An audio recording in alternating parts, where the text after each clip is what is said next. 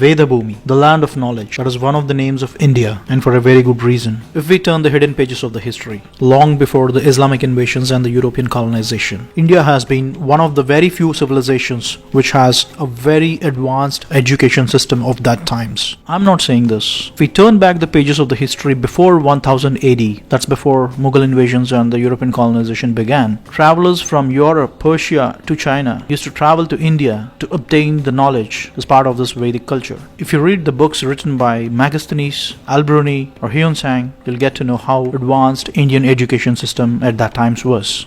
The knowledge of ancient India. It is one of the most comprehensive and complex education systems in the world.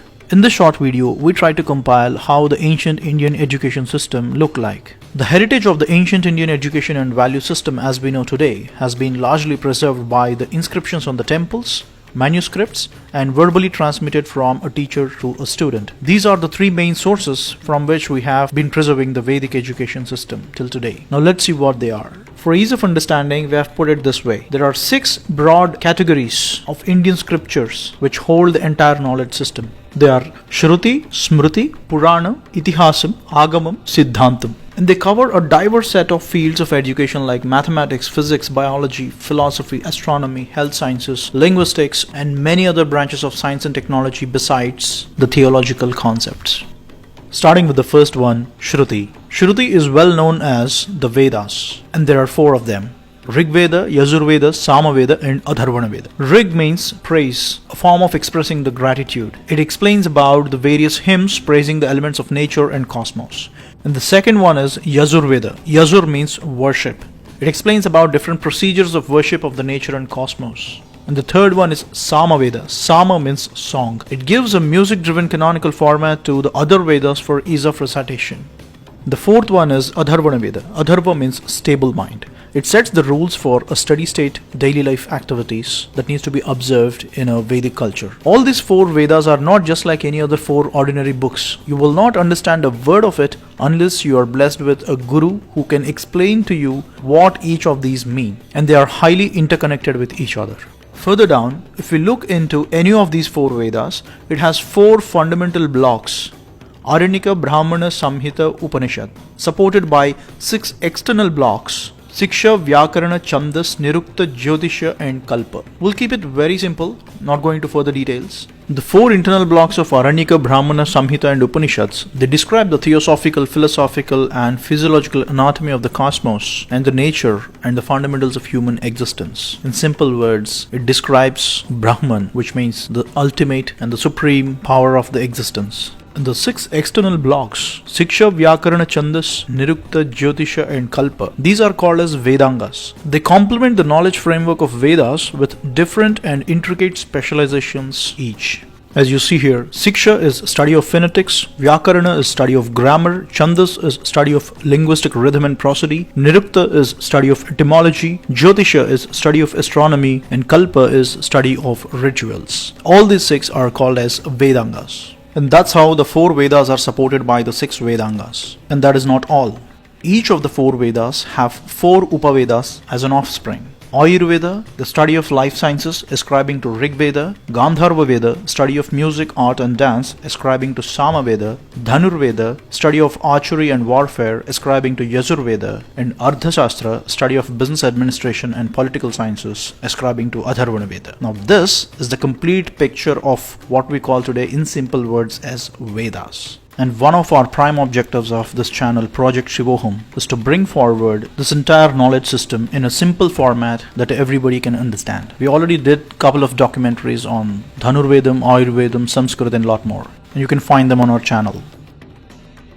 And the next one is Smriti. Smriti is authored by the sages and saints who mastered Shruti, which is the Vedas, and brought in their experiences and revelations. It is much like a thesis that the sages on different branches of studies like theology, philosophy, science, etc. It completely subserves or ascribes to Shruti, which is the final authority. And there are 18 such Smritis written by different rishis. And they are Atri, Vishnu, Harita, Aushanasi, Angirasa, Yama, Apastambha, Samavarta, Katyayana, Brihaspati, Parashara, Vyasa, Shankha, Likita, Daksha, Gautama, Shatatapa, and Vasishtha Smriti. And the next one is Puranam. In very simple words, Puranam is nothing but a historical document. Often Puranam is mistaken as a mythology, but the fact of the matter is it's a historical document that has a 10-dimensional feature. And the 10 are, the first one is Sarga, history of creation of cosmos. Second one is Visarga, history of creation of the worlds. Third, Vrupti, history of evolution of the life. Fourth, Raksha, history of sustenance of life. Fifth, Antarani, history of the time scale and how the time used to be measured in the past. Sixth, Vamsha. Seventh, Vamshanucharita. Both explain about the history of the lineage and the history of the dynasties that ruled Bharat since times immemorial. Eighth, Samstha, history of the catastrophes, all the natural calamities that have occurred in the past. Ninth, Hetu, history of the prime causes of those catastrophes. And the last one is Apasarayaha, history of the Supreme Being or the different incarnations of God. And there are 18 such Puranas, all written by just one Rishi, Sri Vedavyasa. And the 18 are Markandeya Purana, Matsya Purana, Bhagavata, Bhavishya, Brahmanda, Brahma, Brahmavaivarta, Vishnu, Varaha, Vamana, Vayu, Agni, Narada, Padma, Linga, Garuda, Kurma and Skanda Puranas. The amount of knowledge in these Puranas is just incredible. For instance, Agni Puranam explains about different varieties of martial arts. We did a short documentary on Dhanurvedam, extracting details from Agni Puranam and Dhanurveda Samhita. You can check out on our channel. The next one in line is Itihasa. Itihasa, the word spells as Itihasa, which means this is how it happened. Of all the scriptures, Itihasas are the one which shaped up the ethos of India as we know today. And there are only two Itihasas, Sri Ramayanam and Mahabharatam. These two scriptures are of the highest order which defined, directed and drove the human values in India since thousands of years. And Bhagavad Gita, which is the epitome of all the sacred scriptures, is an integral part of the grand epic of Mahabharatam.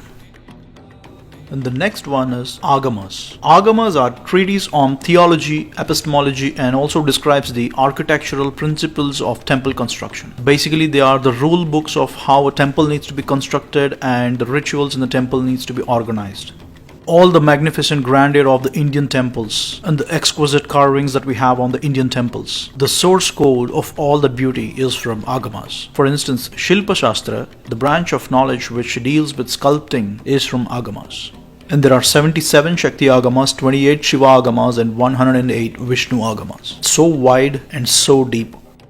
And the last one we have Siddhantam. Siddhantam means principles, a set of principles in different fields of science and technology. These are the most interesting part of the scriptures. For instance, in astronomy itself we have 18 Siddhantas which talks about different details about planetary motions, geometrical principles, trigonometry, calculus, a lot more. In this category, we have a huge set of scriptures that are in the fields of science and technology. To name a few, Sushruta Samhita by Rishi Sushruta on surgery and medicine, Aryabhattiyam by Aryabhatta on astrophysics and astronomy, Ardhashastra by Chanakya on commerce and business administration, Panchasiddhanta by Varahamihira on treatise of astronomy, Rasendra Mangalam by Nagarjuna on the science of alchemy, and the list goes on and on.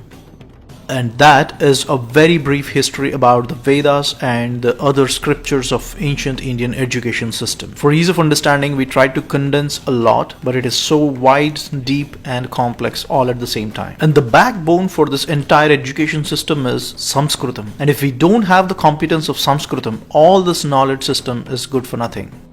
Let me give you one example and you will understand it. Here is a slokam from Aryabhattiya, written by Aryabhatta. Yes, the same man whom we celebrate that he invented zero. In this slokam, he gave two scenarios. The first scenario is two bodies moving in opposite directions, and the second scenario is two bodies moving in same direction. He says that time elapsed for R and B to pass through or otherwise is equal to the distance by sum of their speeds.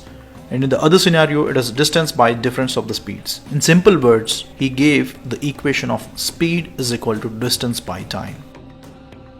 This equation of speed is equal to distance by time is the foundation for kinematics, a branch of physics, which is the heart and soul of everything that moves in this world. This equation is the foundation in the engineering of be it a car or a space shuttle. This equation is a revolutionary discovery. But if we don't know how to read Sanskritam, all this is good for nothing.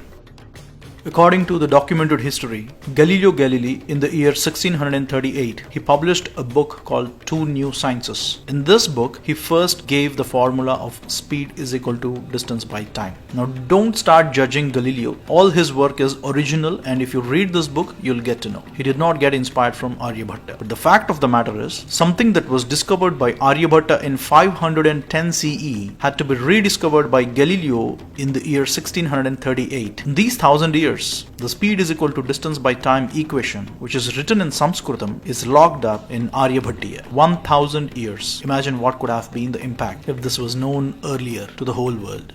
All we know about Aryabhatta is he invented zero, but he has left us a wealth of information. Well, how many such equations and other scientific concepts are hidden in the Indian scriptures, which are written in Sanskritam, waiting to be decoded? Well, I'm not saying that all the great things in this world were invented or discovered by Indians, but all the great things that were done by Indians are not known to the world. And that's why we started Project Shivoham, to bring forward all these kinds of stories. And as always, thanks for watching.